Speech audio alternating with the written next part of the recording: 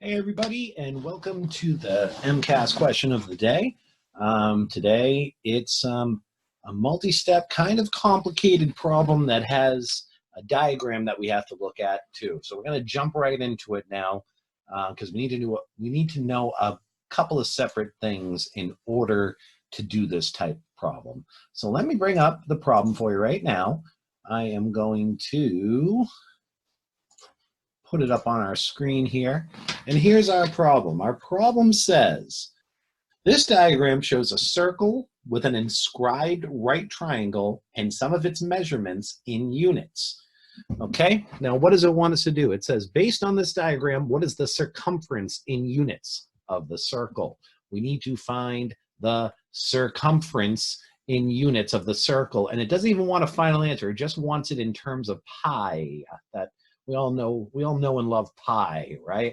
So we have to come up with this. Now, some people might look at this, especially if they weren't paying attention in geometry class or at all, and say, well, I know it has something to do with pi, but I'm not sure how to find the circumference of a circle. Well, guess what? It's okay, because every single student, every single person who takes the MCAS exam gets one of these. The mathematics reference sheet that gives you a lot of useful information. Now, in my experience, I don't think students use the mathematics reference sheet as much as they should. It's right there, right on your desk the whole time, and it has all of this useful information on it. So we got to think of the keyword we're looking for and the shape as well, because there's all, if you come down and you look down here, we have cubes and prisms and cylinders and blah, blah, blah. But we're just dealing with circles up here. And we really want to find out what the circumference is. So it gives us two different formulas for finding the circumference. One is that C equals 2 pi r. That means 2 times pi times the radius, or C equals pi times d, where d is the diameter. We're going to use the C equals pi times d for this problem. Let's check out why. All right. We need to find the diameter, which is just the length right across the middle of the circle, so we can then express the answer in terms of pi, where the number part is going to be the diameter times pi, because that's what the formula tells us to do. Let me write down the formula right here. Circumference of a circle equals pi times the diameter, or d. Okay? Now, you might be looking at it now and you might be saying to yourself, well, what about the triangle that's in there, Mr. Palin? Why is that? Why does that have anything to do with it? Well, we can find the diameter because the hypotenuse of that triangle is the diameter of the circle. What do I mean by that? Well, we know that the side opposite the right angle of a triangle is going to be called the hypotenuse. And I never spell this right, so that's probably not how you spell it, and I don't think I've ever spelled it right once. But anyway, it's the longest side of a right triangle. It's the side opposite of the right angle, and it's a useful thing because we, at this point, by the time we're taking the MCAS, we have heard about the Pythagorean theorem. Pythagorean theorem. The Pythagorean theorem is something that comes up on the MCAS all the time. It is a useful bit of knowledge because it's not a very hard concept, okay? All it means is that when we're dealing with this type of triangle, we take a squared plus b squared, and it's equal to c squared.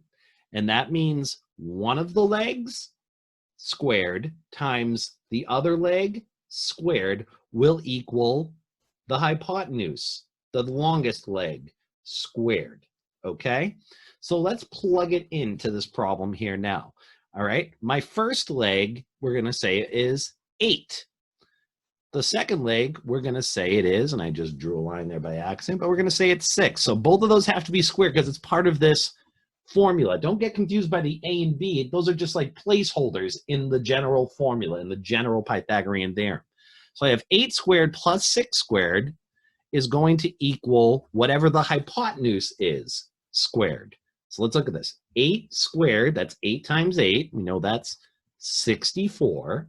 6 squared, that's 6 times 6, which is 36, is going to be c squared. It's going to be this squared. It's going to be this side squared.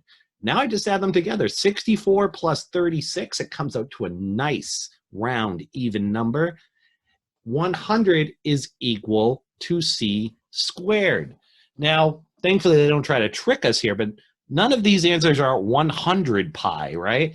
But that's because we still have one step to do in the Pythagorean theorem, and that is we can't just leave that as c squared. We have to do the opposite of squaring something. And the opposite of squaring something is taking the square root. And if I take the square root of c squared, I just have c. And if I do that to one side, we all know that when we solve equations, we got to balance them. So I got to do it to the other side too. The square root of 100, that's nice and easy. The square root of 100 is 10. So in this case, for that triangle, we're not thinking about the circle right now, but for that triangle, this side, C, the hypotenuse, is equal to 10. Awesome. Now, if I go back to what I showed you earlier with the formula that we got right from the reference sheet, it was given to us by the state. Thank God. I know that the circumference of this circle is going to be pi times the diameter. Well, in this case, that side of the triangle just happens to be the diameter of that circle. So that 10 that we found using the Pythagorean theorem can be plugged in to that initial formula. Or in other words, the circumference of this circle would be pi times 10. Or it doesn't matter which order we write them in. So it could be 10 times pi. Pi times 10, 10 times pi.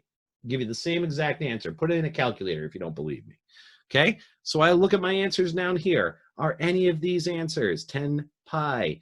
Indeed, B is 10 pi, so that's the answer. So step 1 was use Pythagorean. Step 2 was plug that answer into the formula for circumference. And that's it. I'm sure we'll be going deeper into the Pythagorean theorem in future episodes of the MCAS problem of the day. But that is how you do it. Don't even be surprised if maybe sometime you would see an open response question that looked like something very similar to this.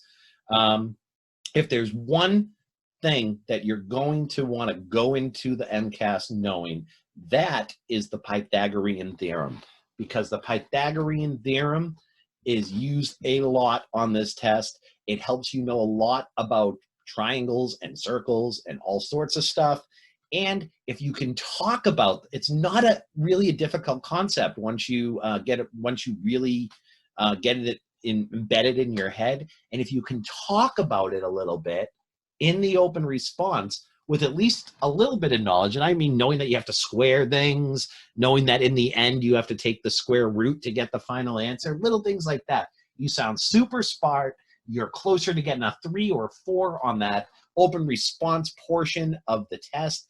And that's what's going to get you over the hurdle of passing, 100%. All right. So that's it for the MCAS problem of the day for today. I hope you learned something, and I'll see you next time.